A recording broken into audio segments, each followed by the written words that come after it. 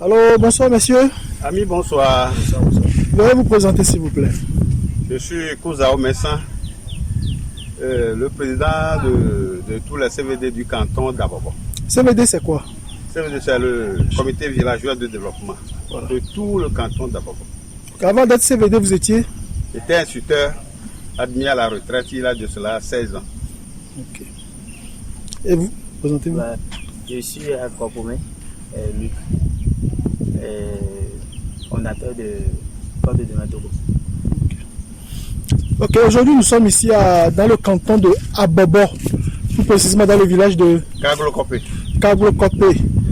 Et nous avons constaté l'état d'un établissement scolaire qui se trouve à Kaglokopé. Vous pouvez nous parler un peu de la genèse de cet établissement? Oui, l'établissement a pour genèse. On a commencé avec quelques embryons depuis l'année 2012. On a commencé avec un volontaire pour l'encadrement.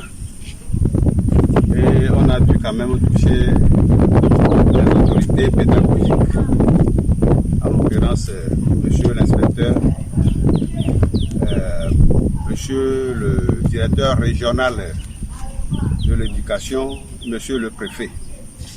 Et ils nous ont demandé de leur fournir le plan du domaine scolaire. Ceci a été fait par un géomètre de la préfecture. Et on a commencé par évoluer sous Payotte. D'après que nous pouvons constater. Oui. Sous Payotte. Et puis, vu le rapport fourni, les élèves doivent faire en moyenne 8 km pour atteindre les autres établissements. Mais les tout petits, avec leur âge, ne pourraient pas atteindre l'école. Et les autorités ont pitié du village de Kaglokopé. Ils ont ouvert, ils ont reconnu l'école. Et la première rentrée de l'année 2016, 16 ans. ils nous ont envoyé 3 enseignants du coup. Et ça a démarré toujours sous Payotte.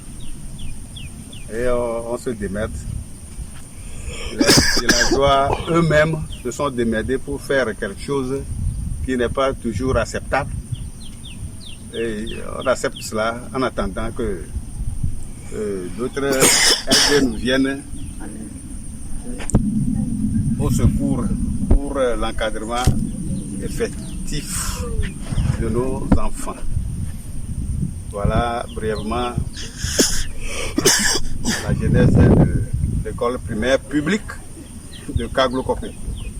Je pense que c'est le président du comité des parents d'élèves qui lui-même, par ses poches, a fait asseoir les élèves. Donc tous les tables sont fabriqués par lui? Par lui. À ses propres frais? À ses propres frais. Pour pouvoir faire asseoir convenablement les élèves, pour qu'ils puissent étudier. À combien on peut estimer l'effectif total de l'établissement? L'effectif total de l'établissement cette année est monté à 258. Et l'année dernière, l'année sur-dernière, ça a fait un résultat épatant.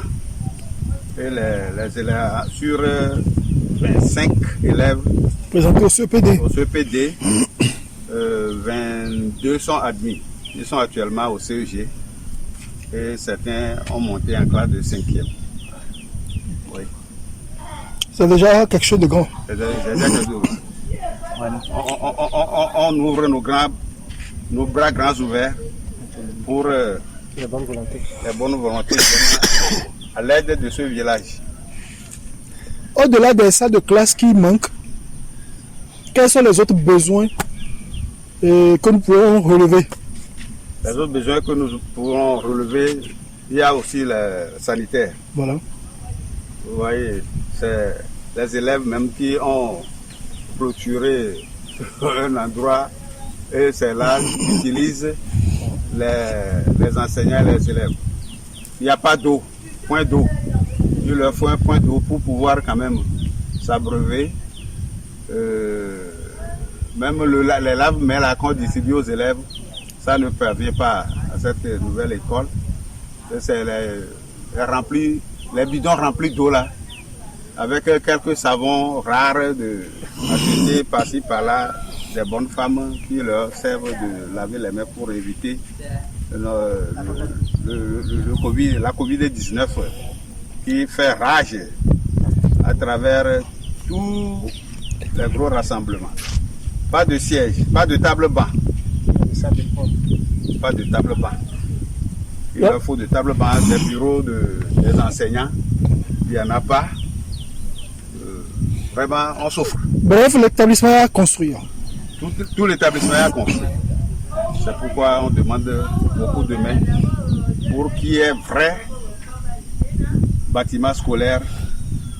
Le bureau, il n'y en a pas, alors que l'établissement a besoin de bureaux Pour le directeur. pour le directeur, pour pouvoir caser les documents pédagogiques. Nous avons constaté qu'il y a quelques murs, des parties de murs qui sont élevées. C'était grâce à qui? Les parties de mur là que vous voyez en vidéo, c'est élevé par le doyen. Le doyen qui est chef de ce village, c'est de ses propres poches. Parce que quand il n'y a plus, les élèves doivent vaquer. Momentanément, ils doivent vaquer l'école. Quand la pluie se prépare, on les laisse. Et il a quand même jugé bon de faire ce petit geste pour pouvoir abriter les élèves en attendant que le bras solide vienne à leur secours. Merci beaucoup. C'est à moi de vous remercier, s'il vous plaît. Quelle est la population de ce village? Waouh, vraiment, c'est un vieux village qui n'hésite pas à faire d'efforts pour le dénombrement. Ils sont à près de 1000 hein, 1000 âmes. la population, oui. 1000 âmes. 1000 âmes. Clairsemées par-ci, par-là. Ok. Wow. 1000 âmes. Quelles sont les activités? De quelle activité vivent les habitants de ce village? C'est les activités champêtres. Agriculture, maïs, manioc, haricots, arachides. C'est ça qui aide les parents quand même à venir aux besoins Des enfants. de leurs enfants. Monsieur Agopome, vous avez quelque chose à dire? Voilà. Nous sommes ici à Kaglo-Kopé. Voilà, pour vous montrer les faits réels de l'établissement que vous-même vous avez constaté. Les classes ne sont pas possibles. Les bancs sont dans un état pitoyable. Donc, il faut faire quelque chose pour aider la population d'ici. Merci.